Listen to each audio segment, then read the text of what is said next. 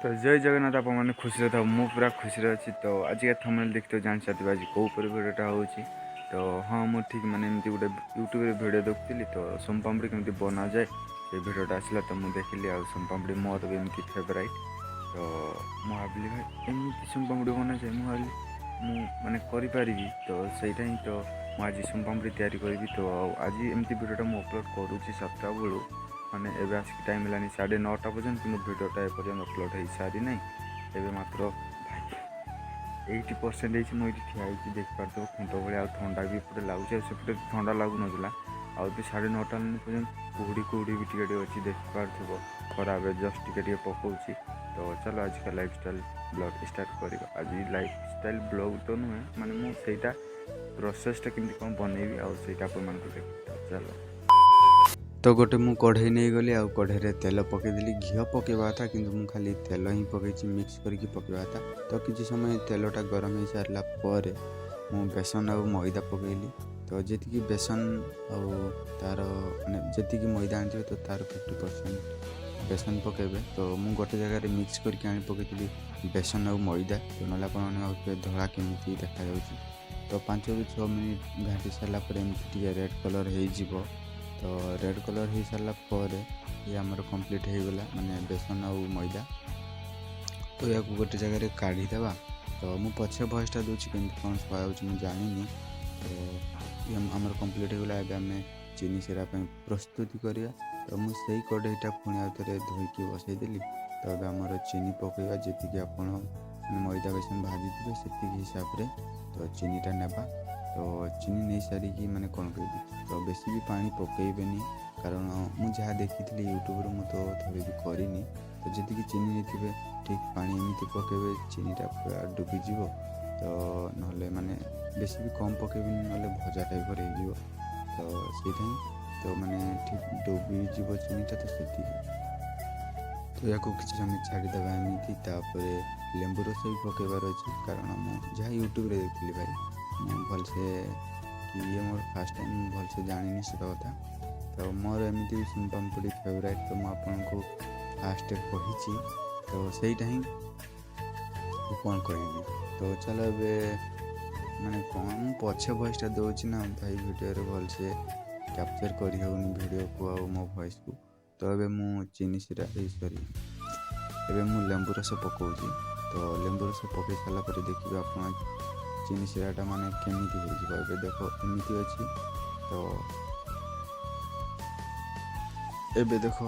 माने एबे देखो चीनी सिराटा केमिति हो गला कारण मु लेंबू रसटा पकईदेली तो से एमती हो गला तो मतलब या मैंने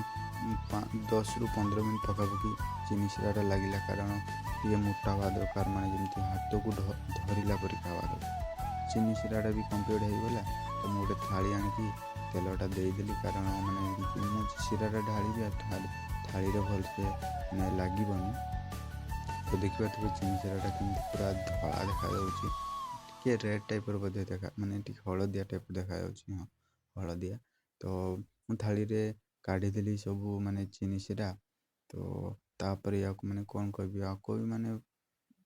10 ରୁ 15 मिनट पकापकी आपको भी माने ठंडा करते पड़ो ठंडा एमती करेनि तो माने इडू सियाडू एमती सब करुवा दरकार चारिपटू माने एमती मझी को टाणुवे साइड रू मझी को टाणुवे साइड रू मझी को टाणुवे या भी एमती 5 ରୁ 10-15 मिनट करते पड़ो तो चलो मु भिडियोटा बहुत लंबा हो तो से काटी काटी करदे तो देखिए चीनी सिराटा एबे टिके माने मोटा हो गलानी तो मु बेसी लंग वीडियो करूनी देखिए एबे तो आहरी टिके माने मोटा हो गलानी चीनी सिरा जमी हाथ को धरला परी भी हो गलानी तो अब मु माने कौन कह तो देखिए एबे तो बहुत माने चीनी सिराटा शायद बहुत लेट हो गला मैंने कौन कह शीघ्र हाथ को आनबार थिला तो बहुत लगिगला थाली रे तो भलसे उठू भी नाला तो चलो ए हाथ को नहीं जावा तो देखिए हाथ को मुझे आनी पकईली चीनी सिराटा केमती धरियापाई हो जाऊँगी तो एमती किसी समय टाणिबे एपटू सेपटू एमती टाणिबे जहाँ मुझे देखी तो एबे से जो भाजी थे मैदा और बेसन ତାକୁ ଆଣିକି ଯେଉଁ ଚିନି ଶିରାଟା ତାକୁ ଏମିତି ଗୋଟେ ଗୋଲାକାର କରିବେ। ତ ଗୋଲାକାର କରିସାରିକି ସେଇ ଯେଉଁ ମାନେ କ'ଣ କହିବି ବେସନ ମଇଦା ଭାଜିଥିବେ ତା ଉପରେ ପକାଇ ଦେବେ।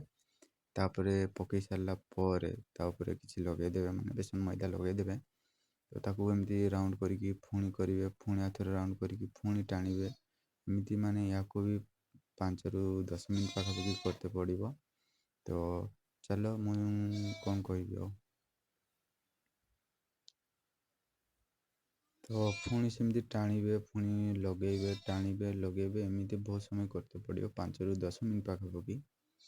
ତ ଯେତିକି ଆପଣ ମାନେ ଏଇ ଗୋଲାକାରଟା ନ ଛିଣ୍ଡୁ ତ ସେତିକି ଭଲ। ତ ମୋର ଲାଷ୍ଟରେ ଛିଣ୍ଡିଗଲା, ତ ମୁଁ ସେଥିପାଇଁ ଭିଡ଼ିଓଟା ଅଫ୍ କରିଦେଲି। ଆଉ କ'ଣ କହିବି, କିନ୍ତୁ ଭଲ କରିଥିଲି, ଏତିକି ପର୍ଯ୍ୟନ୍ତ ଭଲ ଥିଲା। ତ ମୁଁ ଅଧିକ ଟିକେ ବେସନ ମଇଦା ଦେଇଦେଲି। ତ ଦେଖିପାରୁଥିବେ ଏବେ କେମିତି କ'ଣ ଦେଖାହେଉଛି, ସୋନପାମ୍ପୁଡ଼ି ପରି ଦେଖାଯାଉଛି ନା ନିହାତି କମେଣ୍ଟ କରିବେ। ତ ଏ ରାଉଣ୍ଡଟା ଯେମିତି ନ ଛିଣ୍ଡେ, ପୁରା ଆରାମସେ କାମ କରିବେ। ଯଦି ଛିଣ୍ଡିଗଲା ନା ବେକାର ହେଇଯିବ, ମାନେ ଏମିତି ସୁରୁ ହେବନି। ଛିଣ୍ଡିଗଲେ ତ କେମିତି ଟାଣିବେ, ତ ସେ ଲମ୍ବା ଟାଣିବେ କି ନା। ତ ସେଥିପାଇଁ ରାଉଣ୍ଡଟା ଯେମିତି ନ ଛିଣ୍ଡେ, ତ ସେଥିପାଇଁ ମୁଁ ଛିଣ୍ଡିଗଲା ଦେଖିପାରୁଥିବେ। ତ ଭିଡ଼ିଓ ଅଫ୍